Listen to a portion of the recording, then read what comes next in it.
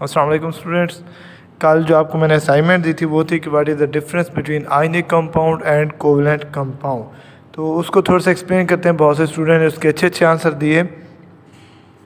Differentiate के अंदर हम पहला पॉइंट ये देखते हैं कि आयनिक कंपाउंड और कोवलेंट कंपाउंड के दरमियान डिफरेंस में पहला पॉइंट ये है कि आयनिक कंपाउंड जो होते हैं उनके अंदर आयनिक बॉन्ड होता है। मतलब ये कि ionic compound are form by the complete transfer of electron, और दूसरे जो होते हैं वो होते हैं आपके पास कोवलेंट कंपाउंड, और जो कोवलेंट कंपाउंड होते हैं they are form by the sharing of electron. ये इनके दरमियान पहला डिफरेंस हो गया। ठीक है जी, कौन सा डिफरेंस हो गया? पहला कि जो आपके पास आयनिक कंपाउंड होते हैं ये कैसे बनते हैं?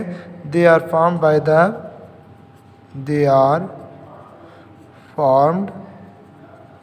बाय ट्रांसफ़र ऑफ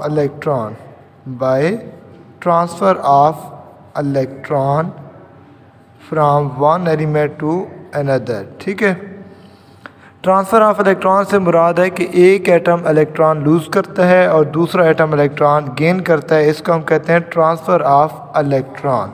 ठीक हो गया। तो आयनिक कंपाउंड में क्या होता है कि ट्रांसफ़र ऑफ इलेक्ट्रॉन होता है from one element to another या from one atom to another. अब कोवलेंट में क्या होता है? कोवलेंट कंपाउंड कैसे बनते हैं? They are form by the, कैसे बनते थे जी? बिल्कुल, they are form by the by sharing of electron. किस चीज़ से बनते हैं? शेयरिंग ऑफ इलेक्ट्रॉन से बनते हैं। शेयरिंग ऑफ इलेक्ट्रॉन से मुराद क्या होता है कि एक एटम भी इलेक्ट्रॉन देता है और दूसरा भी इलेक्ट्रॉन देता है। वो इलेक्ट्रॉन क्या करते हैं? शेयर करते हैं। और जब वो इलेक्ट्रॉन शेयर करते हैं तो तब कौन से कंपाउंड आपके पास बनते हैं? कोवलेंट कंपाउंड बनते हैं। शेयरिंग के लिए यही कल वाली एग्जांपल भी हमारे सामने है कि जहाँ पर एक हाइड्रोजन ने इलेक्ट्रॉन दिया था और दूसरा इलेक्ट्रॉन क्लोरीन ने, तो ये इलेक्ट्रॉन शेयर हुआ था, ये दोनों के गिर्द घूमेगा। ठीक है जी, यहाँ पर देखते हैं तो ये हाइड्रोजन का इलेक्ट्रॉन है, ये ऑक्सीजन का इलेक्ट्रॉन है, ये इन्होंने शेयर किया, मतलब ये ऑक्सीजन की तरफ भी घूमेगा और हाइड्रोजन की तरफ भी घूमेगा। तो इसको हम क्या कहते हैं? शेयरिंग ऑफ इलेक्ट्रॉन कहते हैं। तो जो आयनिक कंपाउंड होता है उसके अंदर कंप्लीट ट्रांसफ़र ऑफ इलेक्ट्रॉन होता है, जबकि कोवलेंट कंपाउंड में क्या होता है? शेयरिंग ऑफ इलेक्ट्रॉन होती है। दूसरा जो डिफरेंस ये है कि जो आयनिक कंपाउंड होते हैं वो किस किस चीज़ के दरमियान बनते हैं? हमेशा आयनिक कंपाउंड होते हैं they are form between metal and non-metal. They are formed between metal and non-metal. क्यों? क्योंकि मेटल की ये प्रॉपर्टी होती है कि वो इलेक्ट्रॉन लूज़ करती हैं और नॉन मेटल जो है वो इलेक्ट्रॉन गेन करती हैं।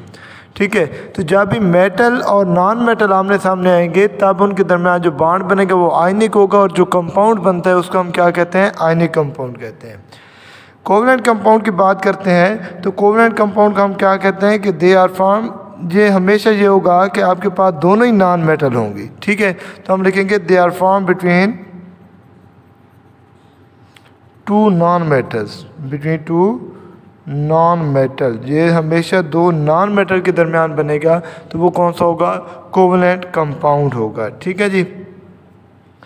तीसरी हम एग्जांपल की बात कर लेते हैं। इसके एग्जांपल में आप लिख दोगे NaCl, जिसमें देखिए सोडियम मेटल है और क्लोरीन नॉन मेटल है, तो NaCl हो गया। सिमिलरली हो गया आपके पास कैल्शियम क्लोराइड लिख लें या कैल्शियम फ्लोराइड लिख लें, CaF2 लिख लें। कैल्शियम मेटल है, फ्लोरीन नॉन मेटल है। ठीक है जी, तो ये आपके पास कौन सा हो गया? ये आपके पास आयनिक कंपाउंड की एग्जांपल हो गई। और ये कोवलेंट कंपाउंड के आप एग्जांपल में वही लिख लो, वाटर लिख लो, इसके अंदर आप लिख लो HCl लिख लो या NH3 लिख लो। ये इसकी क्या है? एग्जाम्पल है। तो ये मेजर 3 डिफरेंसेस तो ये हैं कि पहली बात ये कि जो आयनिक कंपाउंड होते हैं वो क्या होते हैं कि कंप्लीट ट्रांसफ़र ऑफ इलेक्ट्रॉन से बनते हैं, और उनके लिए ज़रूरी है कि एक मेटल हो दूसरी नॉन मेटल हो, और इसकी एग्जांपल आ जाएगी NaCl, कैल्शियम फ्लोराइड वगैरह और भी हैं जिसमें एक मेटल और दूसरी नॉन मेटल हो। कोवलेंट कंपाउंड होते हैं तो they are form by the sharing of electron, electron की शेयरिंग से बनते हैं। और सेकेंड ये कि दो नॉन मेटल हों तो उनके दरमियान ये बॉन्ड बनता है। और तीसरी बात ये, इसकी एग्जांपल आ जाएगी, वाटर आ जाएगी, HCl आ जाएगा और अमोनिया आ जाएगा। अगर फोर्थ में हम चौथी बात ये कहना चाहें कि जो आपके पास आयनिक कंपाउंड है दे आर नोन एज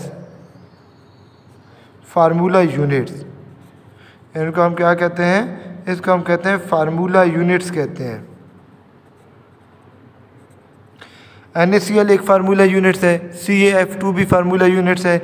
जितने भी आयनिक कंपाउंड हैं तो हम कहते हैं कि they are formula units. Ionic compound को हम किस चीज़ से रिप्रेजेंट करते हैं? फार्मूला यूनिट से रिप्रेजेंट करते हैं। जो हम कोवलेंट कंपाउंड की बात करते हैं तो इसको हम क्या कहते हैं? They are called molecules. इनको हम क्या कहते हैं? मॉलिक्यूल कहते हैं। ये बहुत बड़ा इनके दरम्यान डिफरेंस है कि जो आयनिक कंपाउंड होते हैं उसको हम फार्मूला यूनिट्स कहते हैं, और जो आपके पास कोवलेंट कंपाउंड होते हैं उनको हम क्या कहते हैं? उनको हम मॉलिक्यूल कहते हैं। तो जहाँ पर भी बात आती है मॉलिक्यूल की तो आपने समझ जाना है कि वहाँ पर वो किस चीज़ की बात कर रहे हैं? कोवलेंट कंपाउंड की बात कर रहे हैं। और जहाँ पर वो फार्मूला यूनिट्स कहते हैं तो वहाँ पर वो आयनिक कंपाउंड की बात करते हैं। Thank you so much.